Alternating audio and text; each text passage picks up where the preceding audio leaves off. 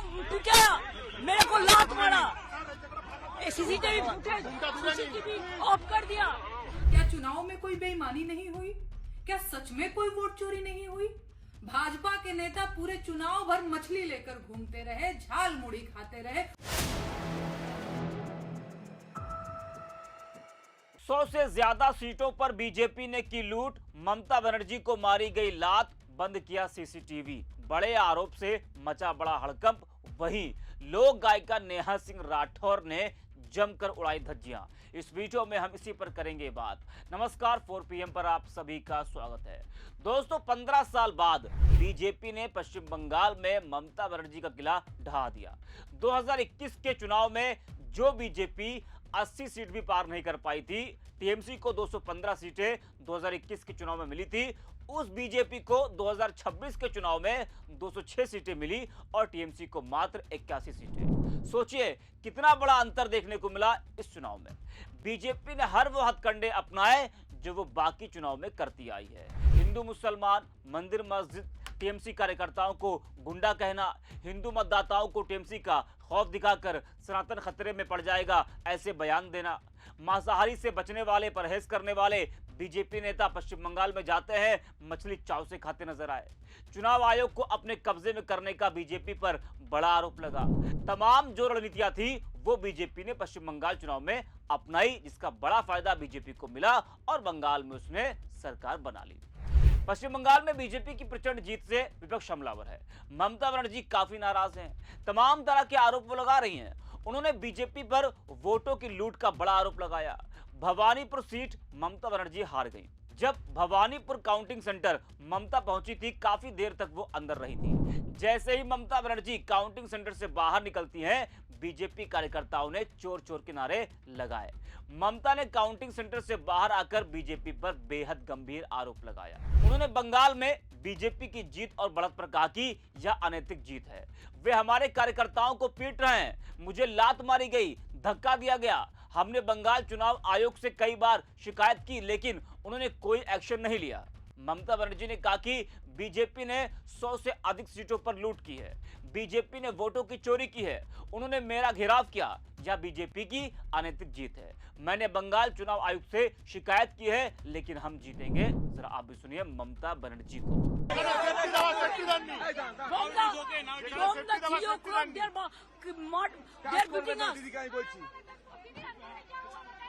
मेरे को पिटाया, मेरे को लात मारा, सीसीटीवी ऑफ कर दिया।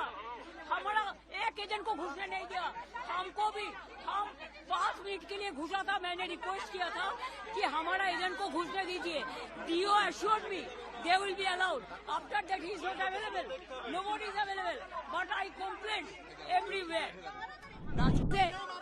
It's a immoral victory, not moral victory.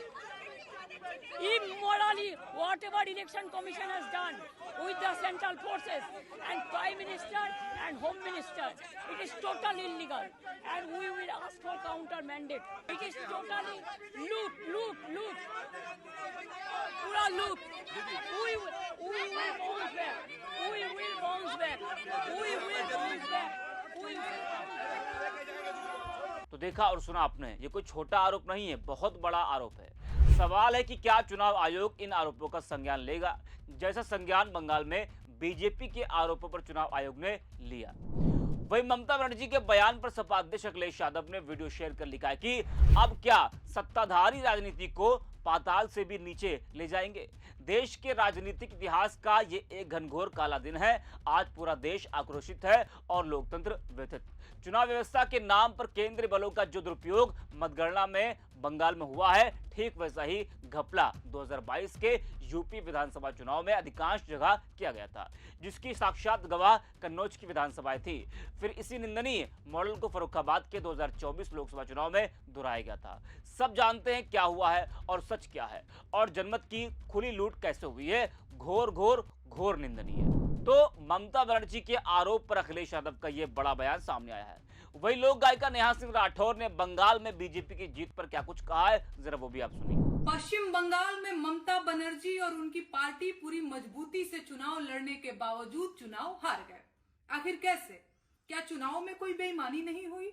क्या सच में कोई वोट चोरी नहीं हुई? भाजपा के नेता पूरे चुनाव भर मछली लेकर घूमते रहे, झाल मुड़ी खाते रहे, उल जुलूल बयानबाजी करते रहे। उनके पास एक ढंग का ठोस मुद्दा तक नहीं था। घुसपैठियों के मुद्दे पर तो खुद केंद्र सरकार के पास कोई जवाब नहीं था। फिर ये सब कैसे हुआ? भाजपा पश्चिम बंगाल चुनाव आखिर किस मुद्दे पर जीती है? क्या कोई बता सकता है? तो देखा और सुना आपने, बंगाल में बीजेपी की जीत के बाद विपक्ष चुनाव आयोग और बीजेपी पर लगातार हमलावर है। वही दोस्तों, बंगाल में बीजेपी की जीत पर सोशल मीडिया पर एक वीडियो तेजी से वायरल हो रहा है, जिसमें दावा किया जा रहा है कि यह वीडियो बंगाल में बीजेपी की जीत के बाद का है। वीडियो में कुछ लोग जिनके हाथों में बीजेपी के झंडा और गले में बीजेपी का पटका पड़ा हुआ है, वो सभी एक शख्स को साड़ी पहनाकर ममता बनर्जी का रूप देकर बांध कर मारते हुए ले जा रहे हैं, जिसको लेकर विक्रांत नाम के यूजर ने वीडियो को शेयर कर लिखा है कि हिंदुत्ववादी भाजपा कार्यकर्ता ममता बनर्जी की हमशक्ल को रस्सी से बांधकर घुमा रहे हैं और उसे लात मारते हुए जय श्री राम के नारे लगा रहे हैं। संघियों द्वारा महिला सशक्तिकरण का यही असली चेहरा है, यह मुझे आईएसआईएस की याद दिलाता है।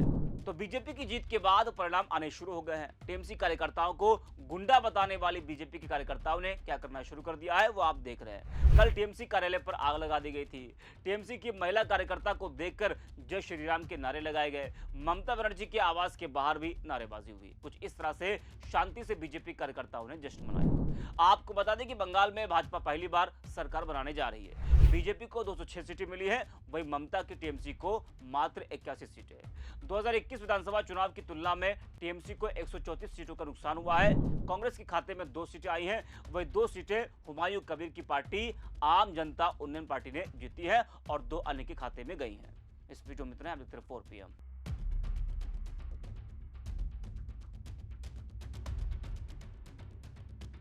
मेरे को पिटाया, मेरे को लात मारा, सीसीटीवी ऑफ कर दिया।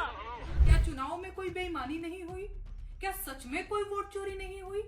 भाजपा के नेता पूरे चुनाव भर मछली लेकर घूमते रहे, झाल मुड़ी खाते रहे,